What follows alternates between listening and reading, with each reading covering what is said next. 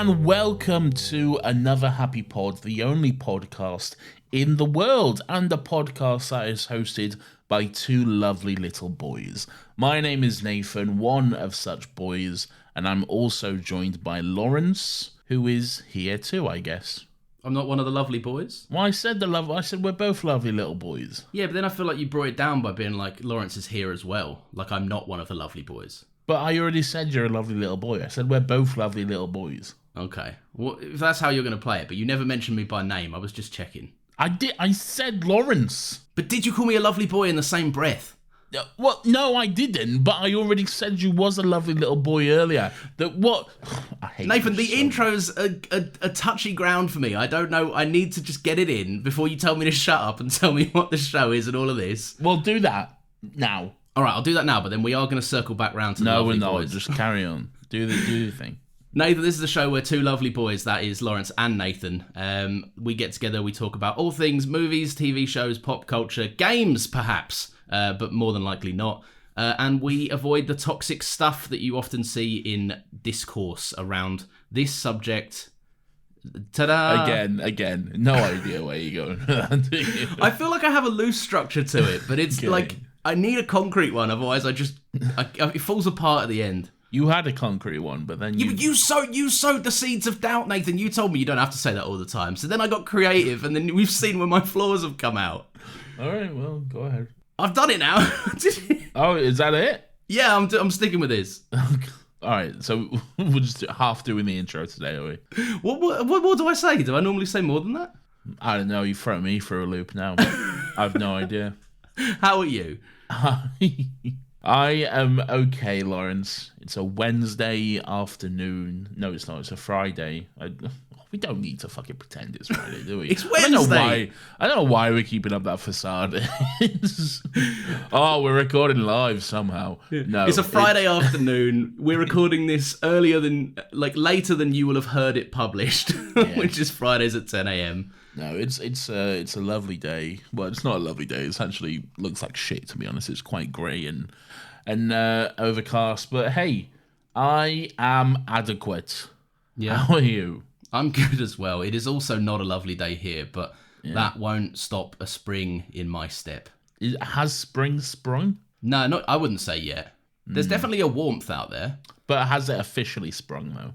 Because there's a date when it springs officially. Oh, if there's an official date for it, then I don't know it. Well, we are now in BST, aren't we? The clocks have gone back, so perhaps that means would that be the official date, though, the changing of time? Perhaps. Let me ask my girl. Hold on. When is the first day of spring? Spring began on the 20th of March and ends on the 20th of June. Yeah, so the 20th of June. Oh, yeah, because then summer begins. Yes, so it is spring. Spring has sprung. Ooh! And now we've clarified that. This is my least favourite time of the year, man. You know, like, people will often get seasonal depression, like, going into winter. And stuff. I'm the other way around, man. Like, winter's my time. That's when I thrive. Like, as soon as the nights start getting lighter and it's like broad daylight at like fucking 10 o'clock at night, I can't stand it. I hate it. Yeah, I'm the same. I think we've spoken about this before, to the way, like, because in summer you can't take off a certain amount of clothes, but in winter you can always put more on and get cozy and put on the Netflix fireplace for your home. Winter is cozy season. Summer is just uncomfortable. Yeah, I agree. But then we're larger men than most. We are big boys, yeah. So, like, where most people are like, let's put the shorts and T-shirts on and go and, I don't know, sit and drink beers by the lake. I'm like, no, I'm going to sit on my leather sofa, stick to it with a fan blowing on me, please. Don't get a leather sofa. That's the truth. Yeah, I got rid of it now. It was a bad time. Bad mistake. Well, this is lovely content. I'm sure everyone is riveted by this. I certainly am. Lawrence, what are we doing here today? Nathan, what we're doing here today is the segment or not the segment? Well, I don't know. You tell me, because I don't know where we're going. Okay, I'll steer us in Hello, direction. everyone. Lawrence wants to cancel another happy Nathan, question. don't bloody tell them. Play the theme song. Oh, hold on. I got to find it. Another happy question. Maybe. Very good. If you're new here, what I do is I ask Nathan a question pertaining to the topic that we are talking about, and then we hear his answer at the end. Today, Nathan, I'm going to ask you, and by extension the audience, Is this segment any good? Should we stop this segment? All right, so we're just gonna have the conversation we had before we recorded the podcast. But here's the twist, Nathan. We'll have it at the end. In adherence with the rules of Another Happy Question. Great. So it can go on as long as we want it to. Lovely stuff. Well, stay tuned for that, I guess. We're talking about The Producers, a movie that you chose, that you wanted to watch. A musical that you swore a few weeks ago you would make all of us watch more of. Yes, and I stick by that. Why The Producers? What brought you to this? Nathan, go with me! Stop shutting me down! The Producers was a movie that I watched when it came out in the cinema. I went to the cinema. It was in an era where I was a young boy and I would go see pretty much every single film that came out in the cinema. Like, no matter what it was, I would see literally fucking everything. And this was one of them. I had no idea what it was. Had no idea anything about it. Watched it and I was like, oh, this is fun. And then enjoyed it. Yeah, it's a musical. It's a lot of fun. You know, I love a musical. It's got some good music. It's got a pretty absurd plot, which I enjoy. And I am almost certain that you'll despise everything about it. But hey, that's what we're here to discuss. I didn't despise. I fucking hate you. Stop it. The text I sent Nathan a text as I was watching the movie with me scowling. It was a little selfie of me scowling, and I said, what did I say, Nathan? Read this however you like. How did you read it? I'll be honest, I just thought, yeah, he hates it, which is what I expected. Incorrect. I liked it, and it was a red herring, because I wanted... what I was trying to convey through my incredibly articulate face was that I was cross because you'd chosen a movie that I enjoyed, and I was excited to rip whatever you chose a new one after your nasty display. Why was you excited to rip my choice apart, Lawrence? For revenge, Nathan. What revenge? The revenge on your nasty words about After Sun. Well, because I had an opinion about a bad movie. Yes, but then I had to... Shut up! It's not a bad movie. We're not doing this again. If you want to hear us row, there's a whole hour of it last week. No, I sent you that. I threw you a little red herring. But all in all, this was a fun time. I did have a good time watching this. It was a silly fun time, and you're right, it is a fucking absurd plot. And one of my first notes, which I was tempted to text you, was, how the fuck is this man a functioning accountant? He's a baby in a suit. What's going on? Is he a dog now? What's happening? So that was my first introduction to it. Okay, yeah. Fair enough. Because they took his blanket and he like growled and stuff. Yeah, he needs his blue blanket. We've spoken about musicals, a whole bunch of them. And I liked how this is like, although it's not singing the whole way through, it's like it stops and there's kind of interludes between songs that are just like more traditional scenes, but everyone still has this kind of like whimsical energy to them where they're like, they block the scenes in like an unrealistic way. Yes. And like everything feels so highly choreographed. No, it was very engaging. I had quite a fun time with it. Interesting. I am quite surprised because I genuinely thought you would physically despise. Like when I was watching it the other day, I was like, oh, he's gonna hate this so much. Especially after like we watched After Sun. I was like, oh, we just did a podcast where he talked passionately about how he loves, creative, supposedly filmmaking. Shut up. and he likes movies that don't have a plot and are no fun and boring and just loves all this. Why is After Sun catching all these strays here? Art house stuff.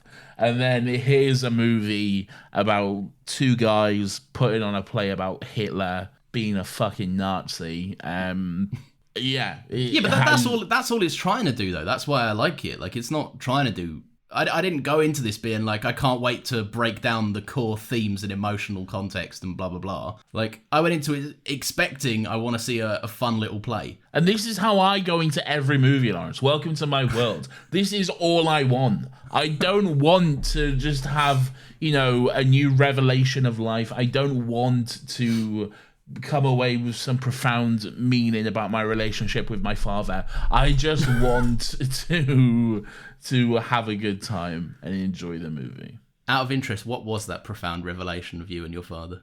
I don't know. I was just saying words. He doesn't want to share it here. He's shy. No, but like, all right. So the main thing that sold me on this, because look, I'll be honest. Was right? it the cast? Yeah, it's the cast. Okay. Because they're fun. They're really good. You got Nathan Lane. You got Timon and/or Pumbaa. He's one of them. I don't know which one. We've been saying this all week. I know. Which one is he? I don't know. I think he might be Timon, but I can't say for certain. Pumbaa sounds like a pig, so I don't know. He's also the cat from Stuart Little, which we discovered. You keep bringing that up. Why you're obsessed with this cat? Because it's his most famous role. It's not. His most famous role is Timon and/or Pumbaa. His most famous role is Mitch and Cam's friend from Modern Family, I'll have you know. Pepper. That's it. And then we also have Matthew Broderick, most famous for playing Ferris Bueller in Ferris Bueller's Day Off. I disagree with that, Nathan. I think his most famous role is quite obviously Inspector Gadget. Okay. You physically pain me sometimes. Sorry, I'm in a silly mood today, but there is a reason I brought Inspector Gadget up, and we'll talk about it in a bit. No, but it is absolutely the cast. Like I said earlier, the way they kind of like just interact with each other, the blocking, they work really well as like scene partners. The opening scene after the opening number is like 15 minutes long. Yeah. And it's just them two walking around one room, and it's really interesting. Much like you would expect to see in a staged show. Because like this is probably, there's a lot of like musical adaptations which, you know, make changes and change things up for the medium of film. This is like loyal, like extremely loyal, almost to a fault at times. Like this is literally just a stage show. But even so much as like the entire cast, apart from 2 roles, are the cast from the show as well. Like, oh, really? Yeah, like Nathan Lane and Matthew Broderick were in the show for a number of years. Gary Beach, who plays Roger Debris, the keeper gay and the guy who played Hitler, he was actually starring in the show the same time it came out on the movie came out as well. So he was playing the role twice. The only 2 roles that are not in the show are Will Ferrell and Uma Thurman. Yeah, you got to get me a star power in there to get the tickets sold. Yeah. That's really you're right though, because it is like, when you think about it, it is set exactly like how like just a traditional play would be set, like a stage show. Because like when they're in a scene, it goes on. Yeah, and you don't leave that location. Having that set for a while, so yeah, exactly. Like you just don't leave that place for a long time. Like it's a scene, a number, and then probably another scene, and then maybe even 2 numbers. They've squeezed in a few. Really, really interesting. And when you say it's like almost to a fault, what do you mean? Well, I think it puts some people off it. That's all. Like for me, it's great. I love that shit. But I think some people like it's a bit long in it. If it's the pacing can feel weird if you're not like used to that kind of stuff, I guess. I think theatre lovers, which was probably what this was aimed for anyway, audience-wise, like they're well on board with this. It's an affordable version of the show in their living room. I mean, there's a lot of stuff in this which I'm like, my God, this is there's a lot of stuff in this, I'll just say, which I'm sure we'll discuss. So I don't know if your average highbrow theatre lover would be totally on board for this. Well, no, but like musical theatre, there's a lot of respect in it. You can tell, and also like the whole nature of like it's a show that's designed to be bad. So when things are a bit cheesy and a bit silly, like it's poking fun at people like that. Yeah, I know. I get what you're saying. I'll tell you what. One thing I really wasn't expecting was Matthew Broderick to like give some of the funniest line reads I've heard in a long time in this. Yeah. It reminded me of, you know, the guy who voices Rick and Morty. Oh, the pedophile? Yeah, the terrible bloke that does those voices. The guy who was like just arrested or whatever. That one. But like, you know how his whole thing, and he did that voice for the game, but like his whole thing is like, I'm doing a podcast. Yeah. Like, I don't really know what I'm gonna say. Maybe farts, butt crack. Matthew Broderick in this reminded me of that, but if it was funny. Oh, okay. because it like the one line specifically where he's like I think Nathan Lane throws water on him. He goes, "I'm wet. I'm wet. I'm wet and I'm hysterical." But that's exactly what that guy, that Rick and Morty guy, is going for. But like in this instance, it's funny. I think what's good about that line is just the pause, though. Yeah. The pause after he gets the water. Because, like, before that, he's just like, I'm hysterical! I'm hysterical! And then he gets the water thrown on him. And then there's just like a 2-3 second pause. Then he's like, I'm wet! Yeah. it's a really, really good line. It's But very again, good. that's like the interplay between them two, though, because like even just down to like tiny moments, like blink and you'll miss it. Like he splashes water in his face, and then like without skipping a beat, the physical comedy for Matthew Broderick to spit water out of his mouth. Yeah. Like just those moments, I'm like, oh, like where they're stuck in the door, and then like he does a little twirl and shuts the door. Like it's just really. It can make the long scenes, if you're not used to the long scenes, it can give you a real sense of fun watching them still. Yeah, definitely. I think one of the things I like about this movie is that it is, when you break down the plot and talk about it, it's, like I said, it's fucking frankly absurd. Like, everything that happens is just completely fucking ridiculous. We have a song called Keep It Gay. And then there's a musical called Springtime for Hitler. It's fucking ridiculous from start to finish, okay? Yeah. But every single person in this plays it so earnestly and sincerely, though. They're like, no one's like the Rick and Morty thing. No one's like poking fun at this, being like, haha, this is stupid, but we're all having fun. Like, they're all in it. Everyone's like doing everything they can to sell this, and they should, because there's a lot of really earnest and almost cheesy moments that I enjoy. You get moments like with like Matthew Broderick, where at times he's just a bit like, oh, gee golly, I want to be a producer, and you know, gee golly, Mr. Bialystok, I'm really excited to do this, sir. And it's all just a bit like rosy cheeks and naive and so sincere, but it just really works for this. Well, that's like the thing in like the amount of comedians that like do stuff like sitcoms is like the second that the audience think that you're not playing the truth of it, as if you're playing up to the comedy, it's not funny. Yeah, that's true. So let's briefly, or at length, I don't know, talk about the music of this. Yeah. Because it's a musical, and obviously we have to. But also I want to, because it's good music as well. I think one of the best surprises of this is and I'm interested to know how you thought as well, because if you go into it relatively blind, which I'm assuming you did, you have, you know, this grand show opening. You know it's a musical. Other than that, you don't really know much about it. You get all these people coming out of the show singing about Max Bialystok's latest Broadway hit, and then suddenly it just all turns into them just calling it shit and just making fun of him and all that sort of stuff. What did you think about that song, opening night? Yes, I was quite surprised. I tried to go into this as blind as I possibly could. I already told you earlier in the week I got what's the word? Like jumped by a surprise inclusion in a caravan. Where I found out, sadly, that the plot was about two producers putting on a deliberately bad play. Yeah. Still didn't know what that play was gonna be about and the lengths that they went to in that. But no, yeah, so I thought at the beginning they were setting up that this guy was like a great producer. So when everyone came out and they're like, he's done it again, whatever they were saying. Yeah. I was like, yeah, this is this kind of like, and I'll be honest, right, at the start of it, because like it's not a super interestingly like blocked number. Yeah. I was just kind of like, oh, this seems like really run of the mill. Oh no. And but then immediately when they were like, yeah, it's the worst thing we've ever seen, I was like, okay, I'm interested. Just a completely different approach, which I found fun. But you just showed me. Is that your favorite number? What you've showed me? Yeah. So there's immediately after that I would go into The King of Broadway, which is cut from the movie. Is in the musical. And I think the reason they cut is because a lot of ground in that song is covered like in the next scene with Leo and Max, really. Yeah. And it will probably just be repeating some beats in a movie that's already pretty long.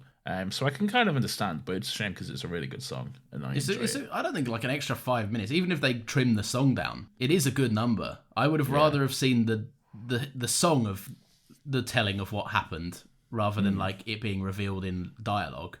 Yeah. But no, all in all, yeah, I think that's good. My favorite song in this is the stupid set piece of the accounting office. Oh, I love that. Yeah. It's so good. weird cameo from John Lovitz for some reason. I John Lovitz.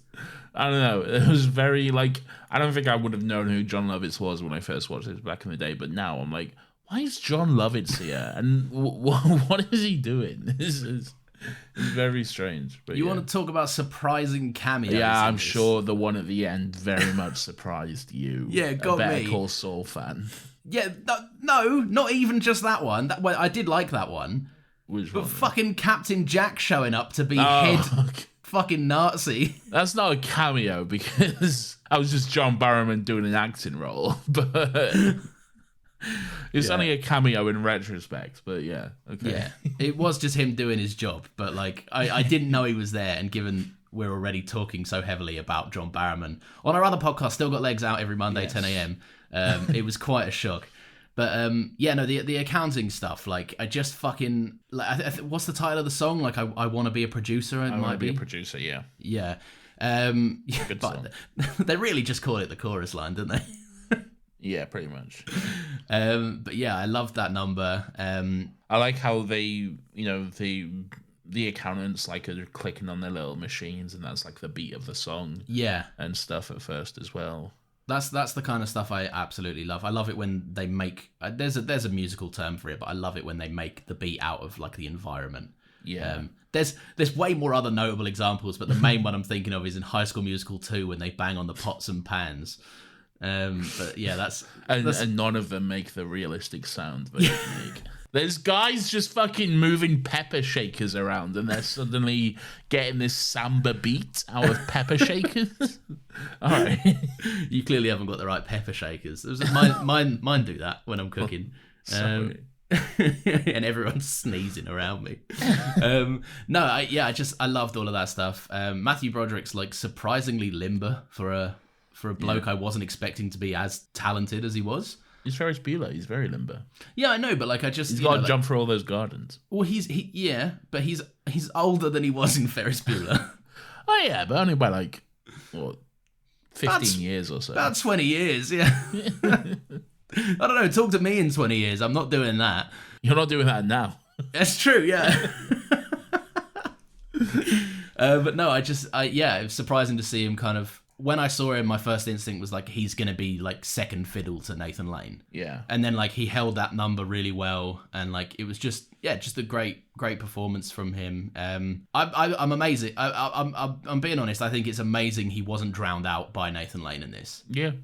True. Because he definitely held his own. Yeah, and then like the stuff with that number at the end, like when the lead of the pencil snapped and it brought him out of its daydream, I was just like, this is firing. This is good. I was like, wow, this is good. This has earned my attention, I said to myself as I dusted the crumbs off my lap. And oh, you're such a prick. I love the fact that he changed his mind in that number and just went back to Nathan Lane, and who is still there just by the fountain. Yeah, it's just implied he waited there all day. Yeah. Just on his knees, just praying like all day. But yeah, so what do they go and do? So they realize. Well, Leo realizes that they can make more money with a flop than with a hit, a flop of a show. I love that moment where Leo's explaining it, and he goes, "Let's assume for a moment that you are a dishonest man." And he just goes, "Assume away." Yeah, that's fine. He's very happy with that. That was very fun. I enjoyed that moment. So they need to put on the worst show that they could possibly put on. They need to get the worst director, the worst play ever written, and I don't really understand how it works, but I don't think it really matters. Just get the money and don't pay people back, I guess. But I think the film kind of like accounting, because he says he can hide $2,000 of profits that Nathan Lane obviously stole himself. Yeah. And like, so I guess it's kind of implied that like if the play cost, I don't know, fucking $100,000. Yeah. Then they're going to make off with 1.9 million. And a regular accountant in New York is going to be able to hide that. I don't know how accounting works. I'm not an accountant. I'll buy that they can make it work. Whatever. It's not really important. You shrug it off. It's a silly fucking premise, but it doesn't really matter. So they find the play. They find the Motherlode to do a beautiful musical called Springtime for Hitler, written by Hans Liebken. He's very clear that he's not a Nazi. Okay, he was never a part of the German Nazi Party. Okay, he's very clear about that. Yeah. But he is a German, and he was, he's about the age where a guy from that period would be. So he's a Nazi, basically. Yeah. And not just a Nazi that is just upset. There's the argument like, oh, Nazis were just doing their jobs. They're all pieces of shit, but this Nazi in particular, he was doing his job and loving it. He was. Played great by Will. You're always going to get a great comedy from Will Ferrell, but there's one moment in particular which just absolutely fucking killed me. It's not even just a big moment. It's just one off the cuff line from him where he's talking about he's saying where he's talking about them being brought in by the BBC, which is, first of all, that's just a very funny line the way he says it. Filthy British lies. And then he talks about Churchill, who was a terrible painter. And then he goes, Hitler. Now there was a painter. He could paint an entire apartment in one afternoon, 2 coats, and that just fucking killed me. It's so stupid. It's just like a needless brag, isn't it? Yeah, just the fact that Hitler was Hitler was a painter, but just talking about it and he's just painting walls in an apartment instead of just beautifully intricate paintings. Oh, it just fucking killed me. It's very funny. It is fucking stupid. He brings about a really, really fun. Again, I wasn't kind of expecting him to be as crucial as he was. I thought he'd probably be in that one scene. They take the play from him and fuck off. Yeah. But he kept appearing throughout the movie, and I found it quite funny. Yeah, he gets 2 numbers, I believe. 2 songs. Yeah, I think he probably did. The line about do they ever say a bad word about Winston Churchill? I was like, give it 10 years, mate. We'll get there. We'll get round to him. We haven't forgotten. Well, 50 years. But yeah. Because this is set in the 60s. Yeah, that's true. Yeah. I just totally remembered. They put on fucking swastikas. Yeah. That was the moment for me. And they make a joke. There's a running gag in the movie about how I think we're in too deep, and it's I'll tell you when we're in too deep. I'm like, no, I will. You are. if you're on a rooftop with a guy who's definitely not a member of the Nazi Party, putting on stickers and then pledging your allegiance to Adolf Elizabeth Hitler, maybe you're in too deep. I would say. A man that's just way too loyal to his weird Nazi pigeons as well. Yeah. Wasn't one of them called Adolf? And he did a little salute. Yeah, he immediately did a salute, yeah. That's very funny. That's very funny. So they managed to bag the writer. He agrees to do their show as long as, they're faithful to the Führer and everything like that. And then they go to get the director, Roger Debris. I'll tell you what, the one thing, and maybe you're going to say I have a heart of stone for this. Did you not like this scene? No, don't try that. I did like this scene. Don't try this homophobic painting you're doing. I wasn't saying anything. It's just interesting, Lawrence. No, shut up.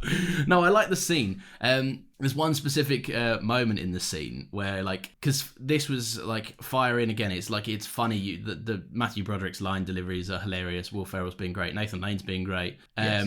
And then the gag of the guy saying yes and then going for 30 seconds. I was like, I don't know. It felt it's silly, but I feel like the movie already showed that it's so capable of being funny and clever. And I don't know, it felt like a weird cheap gag, and I was like, so often stuff like that is why I tend to be hesitant about this kind of stuff.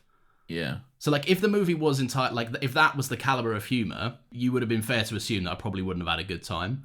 Yeah. But I don't know, it just felt like a weird can you honestly tell me you laughed at that joke? Not really. No. Yeah, so does it not just feel really weird to you? It doesn't feel weird. It's just a miss, really. Yeah. But it felt like such a random bold miss. Like it felt like an idea on the day where the guy was like, "Wouldn't it be hilarious if I just said the S for ages?" It's definitely in the show. It's in the show. So just weird. Maybe it's just one of those things that didn't really translate because it is quite funny in the show. Well, yeah, maybe again, like in a different medium, I'm sure it is probably quite funny because they play into more of the physical comedy of it. But like, just the reverse shot of like Nathan Lane looking like, "Why is he doing this?" I was like, "It's only done once, though. It's only once." Yeah. But that for me, like if they made it like a character thing, maybe it would have even been funnier. Yeah. Or like worked it into the song or so. I know the movie can't do this because that character was funny though. Yeah, he's good. He's very funny. That wasn't his only defining trait. Like there was a lot of other stuff about that character, which is very. I enjoyed the moment where he's introduced and then he's on the phone and then the doorbell rings with Max and Leo and he does that little I don't know, just that little like saunter as he goes to the door, but then his like back hurts. Yes, to like catch himself. That was very fun and very relatable, I must say. As a man who's experiencing back pain in my elder years. It was very fun. No, he is good. I liked his like bizarre Spock haircut that he's got going on as well. No, just all in all, he's on the receiving end of one of the funniest lines in this, where they're hiding towards the end, and he goes, "Come on, back in the closet," and he goes, "Okay." Yeah, that's very fun. I did enjoy that. So then we move into Keep It Gay. What did you think of this? Obviously, you hated it because you're a raging homophobe. But all of that being absolutely true, Nathan. I thought this was a fun number. I just love the fact that it's just unapologetically exactly what it says on the tin. Yeah, I love the fact how it kept what's the word I'm looking for? It just kept escalating in terms of how ridiculous it got. Like at the start of it was just really already pretty ridiculous because you got Roger in a big dress looking like the Chrysler Building, singing a song about being gay, and then it goes into like, as more and more people come into it, you get the entire fucking village people, like the cop, the fucking builder, the Native American, and with the big headdress and everything. It was all very fun. I enjoyed it. When he said, "Let me introduce my crew," I just went, "Oh fuck!" I know exactly where this is going. Like, yeah, if it's gonna go gayer than this, there's only one way to go gayer than this. Yeah, when you introduce the queue. And they're not actually. I like the fact that how do I say this? I like the fact that the song isn't actually about, when they say "keep it gay," they don't mean gay as in homosexual. It's gay as in happy, as in fun, as in like, how the word was originally used. But I don't know, just the extra element of just the extremely homoerotic just display on top of it. I don't know. It's just very fun. And then there's one, so maybe. So with the crew, there's like everyone, but then there's the lighting technician who is Shirley. Yeah, just so she's just obviously a lesbian, or a stereotypical version. I love it. Just was very funny, and like they're doing the can towards the end, and like one of the blokes, one of the other crew members, goes to touch her on the bum, and like she turns around and she goes, "Don't." It's just so, it's just very look. I don't know if all of those characters or all of those actors are gay or whatever, because there are moments where I was like, this feels like stereotypically offensive. The whole thing's offensive. It's I think it is a little offensive, but it's also supposed to be. It's always. I mean, the show's called fucking Springtime for Hitler, for fuck's sake. Yeah, but that's the bit that's designed to be offensive. I feel like there's like all through it. There's things that are supposed to make people clutch their pearls, I guess. Like it's. I haven't heard that expression in age. You really dusted that one out for the musical episode, didn't you? Yeah, brings it out in me.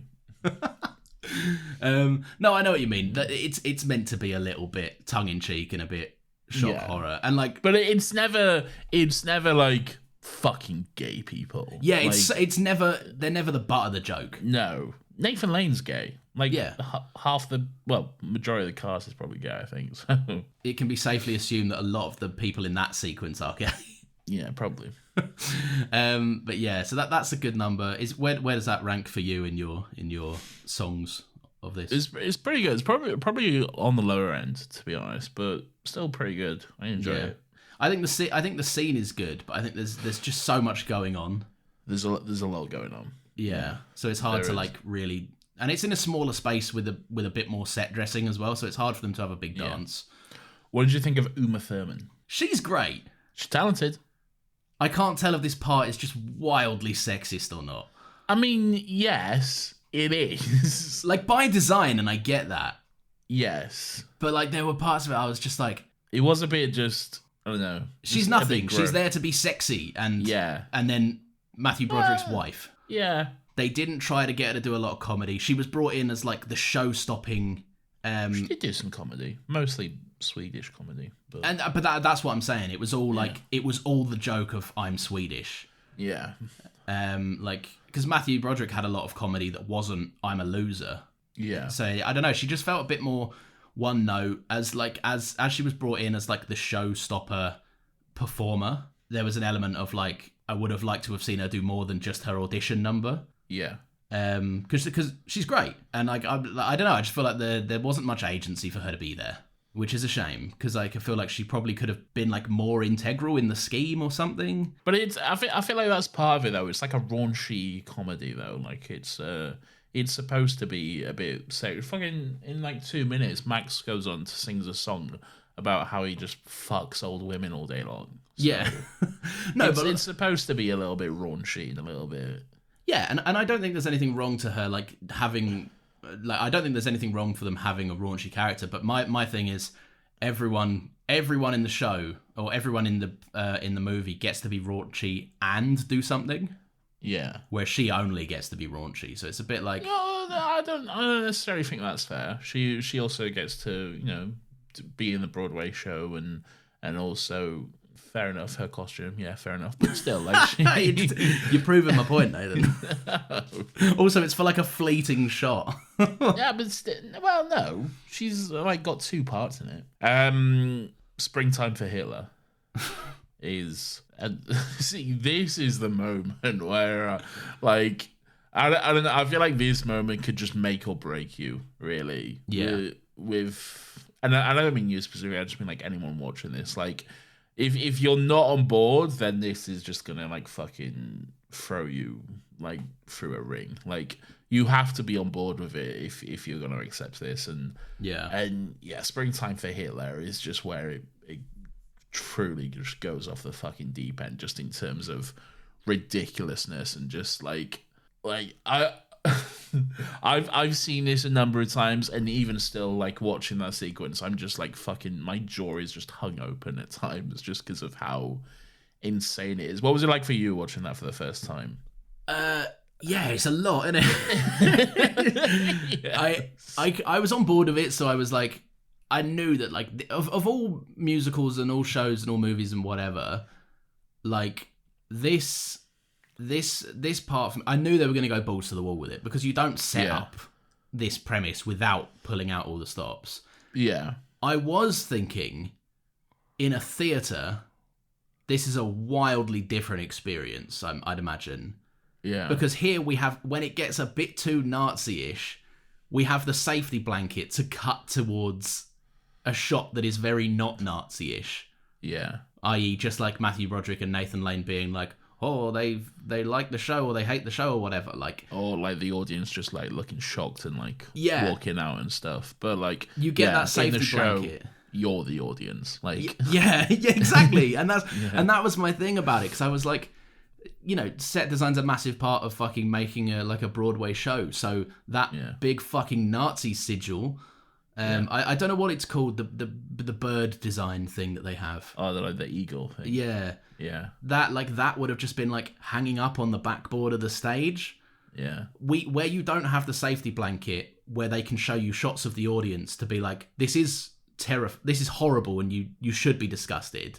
Yeah. When you don't have that, and like you say, you are the audience, I could see this being, you could go one way or the other.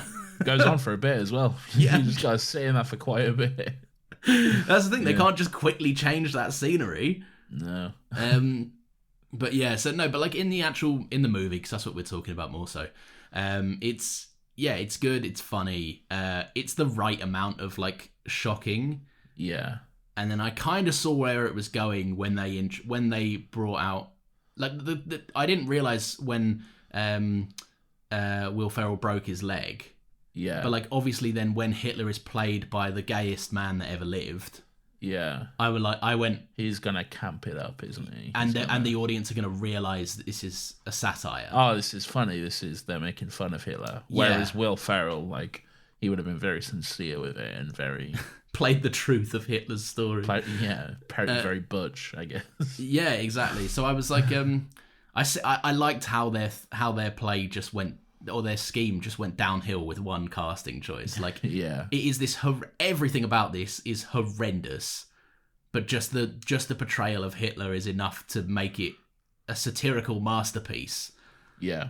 But yeah, no, I just thought it was really, really interesting. I liked how like shocked the audiences were, but then I realized that they were like, you all bought tickets to a show called Springtime for Hitler. What the fuck were you expecting? That's true. That is true. Yeah, I don't know what you'd expect with that, but even if I bought tickets for a show called Springtime for Hitler, I'm not sure I would expect that opening. Just like, just an onslaught of just girls dressed up in various German iconography, a big sausage, a pretzel, just fucking ridiculous. Just a big like German tankard of beer. Yeah. So fucking stupid and ridiculous. And then on top of that, you got John Barrowman. Yeah. And his bleached blonde hair. Just playing the Nazi officer. That was the icing on the cake for me. Because obviously now he's so recognizable. Yeah. And when he came out and his hair is so drastically different from how we've ever seen it. And I went, oh, it's John Barrowman. They've died. Oh fuck, it's the Aryan thing. And I just went, oh no. Yeah. That was fun. Terrible but fun. Terrible but fun. I also love just the detailing on, this sounds so fucking bizarre, just the detailing on Hitler's costume as well. The fact that it's like what you'd expect it to look like, but it's also like really glittery and sequency, like the iconography, like the SS and all that sort of stuff. It's all just glittery and stuff. Yeah. Which is just very funny. I enjoy that. But yeah, it's so weird, but I actually really like that song. Just the bit where Hitler's monologuing and singing. It's so ridiculous, but it's a good song as well. Though. It's one that you're not putting over the orcs, is it? Though. even when I was watching it Monday night, I was like, oh, I better turn this down a bit. Just in case the neighbours here. I was watching this and midway through this sequence. Luckily, there wasn't anything too horrendous on the screen. I had a knock at the door from the postman, and I paused it. And obviously, but like, I don't know what he saw, because as you walk up my driveway, you can just see straight into my living room. Yeah. So like, he might have got a good look at me, just presumably just watching like a Nazi rally concert. Everyone just saluting Hitler as But like, if he saw the wrong 20 seconds, I'm forever changed in the eyes of that postman. Yeah, maybe you are. Unless this is his favourite movie of all time and he knows it. So anyway. Like we say, they change it from they change the portrayal of Hitler makes it go from just a highly offensive play to a satire. Yeah, it's a hit. It's exactly what they didn't want. It's a smash hit. The plan's gone wrong. Very wrong, and they're definitely going to go to jail. Yeah, and they do. Well, Max goes to jail. They both kind of go to jail. Oh well, eventually, yeah. Yeah. Matthew Broderick's got to have sex a few times first. He's got to go to Rio first and get married and then have sex. I enjoy the fact that fucking again, just so weirdly earnest but ridiculous at the same time. They're just very stereotypical, over the top Irish cops as well. Yeah. Just like, hey, what are you doing here, boy, with this? Yeah, just aye, to be sure, Captain. Look at this mess here. It's like how they went like, how can how can every character in this be some sort of offensive stereotype? Yeah. Look, I'll be honest. I don't know how this is regarded, but like, I respect the level that they went. They didn't pull a single punch. No, yeah. Which was quite funny. I love how like the guy who is very clearly and vocally not a member of the Nazi party and has never been. It like the like part of the climax is that he just comes in and wants to shoot them all. It's very good. Fucking absurd. Yeah. And then what's even more absurd is the fact that Max just tells him to go and kill all the actors instead. Just go on a fucking wild spree and just kill everyone. He sees green, doesn't he? He's just like, yeah, I'm a despicable guy. It's true. Yeah. My second favorite, my first favorite line is "I'm wet" in this. Yeah. My second favorite line is you can kind of hear it because it's as Nathan Lane and Matthew Broderick are screaming at each other, but it's the fat breakdown. Oh yeah. That he has when he just goes fat, fatty, fat. But then like as Nathan Lane is screaming back at him, he only says it once, which makes it even funnier. As he goes, "Fatty fat walrus." Yeah, he does. And Nathan Lane is rightfully just standing there being like, "I'm not even that fat." But yeah, very fun. Yeah, where are you at with the ending of this? So I really like the song "Betrayed." It's probably one of my favorites. I love the whole, the whole recounting the whole show part and all that sort of stuff. It's all very fun. The moment where somebody else's life flashes before his eyes is very funny. I enjoy that. That makes me laugh so quite a lot. Fucking stupid. Yeah, it is. Yeah, my only thing about the ending is that I feel like it goes on a bit long. Yeah. I just think like, so for me, the hook of this, and I'll like, I don't want to show all my cards, but it brings me back at the end. It won me over again. Yeah. But like it got, when the ending went on for a little bit long, because I was thinking my investment in this was the show going wrong and the scheme. Yeah. And I was never too, like I've said the whole show, I liked their bond and like how they, not so much their bond, how they work, how two performers work together. They had a very good like on-screen chemistry, Nathan Lane and Matthew Broderick. But then when it like went on for a bit long, and I think when you separated them as well, because obviously Matthew Broderick went to Rio, and when it wasn't the Betrayed number, I was a little bit like, oh, the play's done, and these two aren't together anymore. So for me, I was going like, they were two massive components working for me that you've taken out, and the ending is still going on. Yeah, I get what you're saying, because it does kind of feel like what they're building to, and the big climax of the show is Springtime for Hitler. Yeah, and there's quite a bit of stuff left after that's finished. There's a bit to go still. So yeah, I definitely see what you're saying. I'd agree with that as well. I do very much enjoy the scene in the courthouse.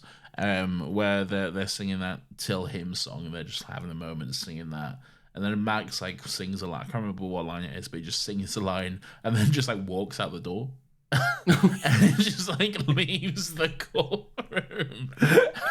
He comes back in a moment later at gunpoint as well. I like how even in like a moment where he's bearing his soul, he's still like, if I can leave, I can just leave. Yeah, but it's just the calm way he just walks out as well. It's very fun. I enjoy that. Yeah, I know. I found it funny. But yeah, like I said, it did win me back around in the end, because like when he returned from Rio and them two were like, he was like, "This is the best man I ever met." I'm like, I don't think the movie or show did any work in selling that point to me. Yeah. But like you said at the beginning, it's just so earnest that you go with it. Yeah. Like they're like leaning on each other's like shoulders, and it's like romantic. Yeah. And you go, "Oh fuck, all right then, fucking fine." It's true. So then they go to prison, and they're just doing the same thing again, basically. Yeah. They're just putting on what I guess is a bad musical, Prisoners of Love or something. But But I guess not, because then it turns out to be a success again. But then it's good this time, so I don't know. Maybe they've just got one trick in their bag, which is just like we'll think of something offensive, and then we'll get the same guy to play the lead, and then everyone will be like, "These guys are the masters of satire." Yeah, maybe that's their trick. They'll get Roger every time, and they just make bank. Oh, anyone that enjoys this that doesn't enjoy Jojo Rabbit, you owe that movie an apology. Like, you don't get to dislike Jojo Rabbit if you like this. I think. Yeah. So Big Chuck So McGill. then they're in jail, and then Chuck McGill breaks them. Well, he just says they're out of jail or whatever. He comes in, is like, you guys have successfully pleased so many rapists and sex maniacs that they've just removed your sentence. Yeah. Yeah, good stuff. Yeah, all in all,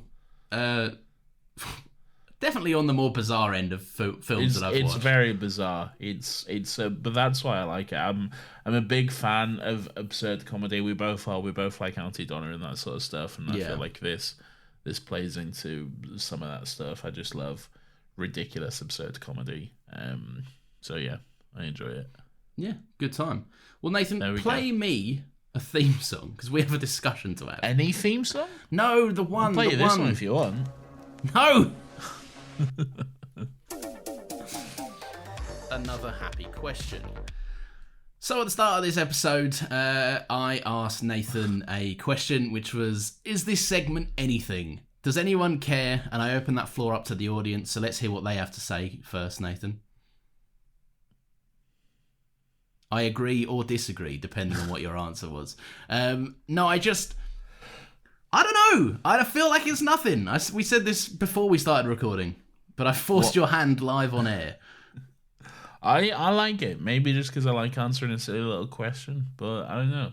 I like the segment. I don't think it needs to go, but hey.